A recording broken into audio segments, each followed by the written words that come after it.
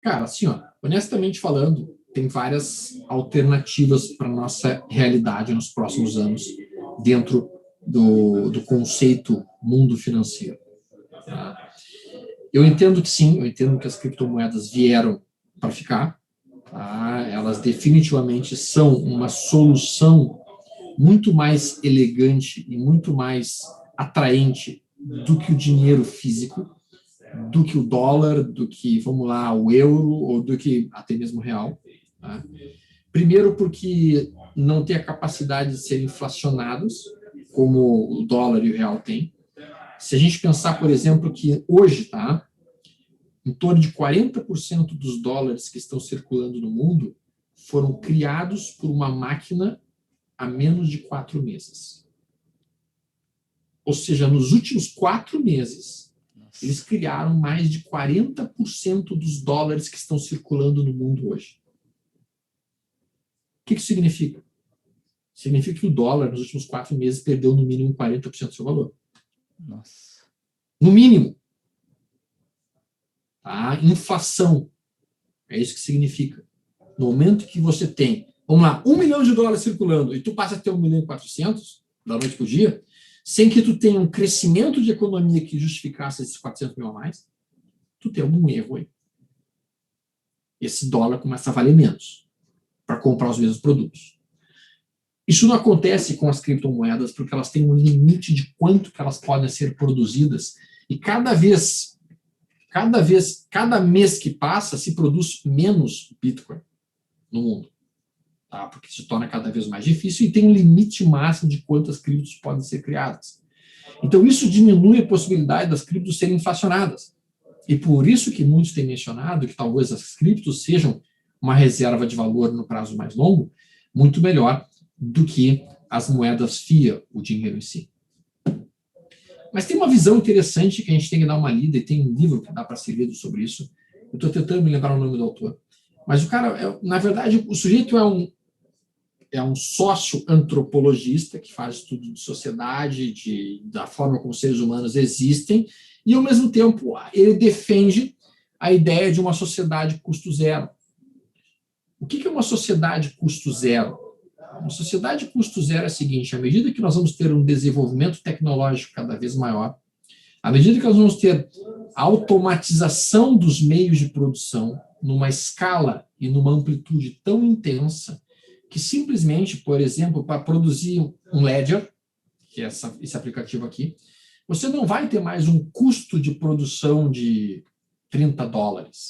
Você vai produzir esse Ledger, já que vão ser robôs que vão fazer isso, já vai ser uma série de coisas automatizadas, por 10 centavos ou por 5 centavos. À medida que o custo de produção vai caindo, você vai literalmente tornando o acesso para as coisas absolutamente mais acessível. Até que vai chegar um ponto, segundo o autor, em que a necessidade do dinheiro torna-se nula. Por quê? Porque todo o trabalho é feito ou por robôs ou por máquinas. Não existe mais um trabalho físico feito em cima daquilo. O valor agregado vai cair dramaticamente. Aí tu pode pensar, tá, mas e os recursos, e os custos materiais para produzir a coisa? Todos esses custos também vão caindo absurdamente. E os preços vão tender a zero.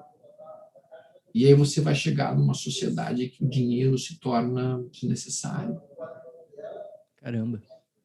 Então, a visão que esse cara tem é algo completamente à frente do tempo, mas a gente tem percebido que isso, sob certos aspectos, já acontece na sociedade americana hoje. O que tu quer dizer com isso, Fábio? Muita gente ficou surpresa com o efeito do Trump na economia, chamado de Trump Economics, em que tu tinha, basicamente, o salário médio do americano subindo e atingindo níveis históricos altos, topo do salário médio dos americanos estava lá em cima, e, ao mesmo tempo, não acontecia inflação. Os preços não estavam subindo. Na economia básica, quando o salário médio da população sobe, a inflação acontece porque as pessoas começam a comprar mais e os preços sobem devido à maior demanda, à maior procura pelos produtos. O que aconteceu durante a fase Trump de economia? e está acontecendo até mesmo nos Estados Unidos agora, depois do Biden. O salário médio sobe e os preços não estão subindo. Na verdade, os preços estão caindo. Está acontecendo uma deflação. E por que está acontecendo essa deflação? Porque ao mesmo tempo em que os salários subiram, o meio de produzir as coisas ficou tão mais intenso, as descobertas tecnológicas diminuíram tão dramaticamente os custos de produção que os preços começaram a cair. Então, tu olha os preços dos eletrodomésticos, tu olha os preços de todas as coisas nos Estados Unidos estão caindo. Por que caindo? Porque está mais barato de produzi-los. Tu tem robôs produzindo. Enquanto você fala, Stormer, eu penso muito no táxi, agora no Uber, por exemplo. Sim. Antes, né? É mais ou menos isso, né? Exatamente a isso. tecnologia chegando como um intermediário que tende a zero, o custo tende a zero. Exatamente isso. Então, à medida que tu tem cada vez mais descobertas tecnológicas, o custo de produção vai tendendo a zero. E na medida que o custo de produção das coisas vai indo na direção do zero, a necessidade do dinheiro começa a diminuir. E aí, por último, absolutamente o último ponto que eu quero tocar com vocês hoje os caras estão fazendo hoje nos Estados Unidos uma impressora 3D que produz as coisas a partir do ar. Nossa. É algo bizarro, é algo absurdamente louco. Mas o que eles estão vendo? Eles estão vendo o seguinte, que no ar tu tem 99,9% de todos os componentes da tabela periódica. Nossa. Então o que eles fazem? Eles pegam uma impressora 3D e tu bota aí para a impressora 3D. Eu quero um bife de carne. Aí ele começa a tirar do ar proteína. As moléculas, a proteína necessária, constitui. Aí. Caralho. Nossa, que loucura. O mundo, cara, nos próximos 10 anos, vai passar por mais descobertas tecnológicas do que a humanidade passou nos últimos 3.000 anos.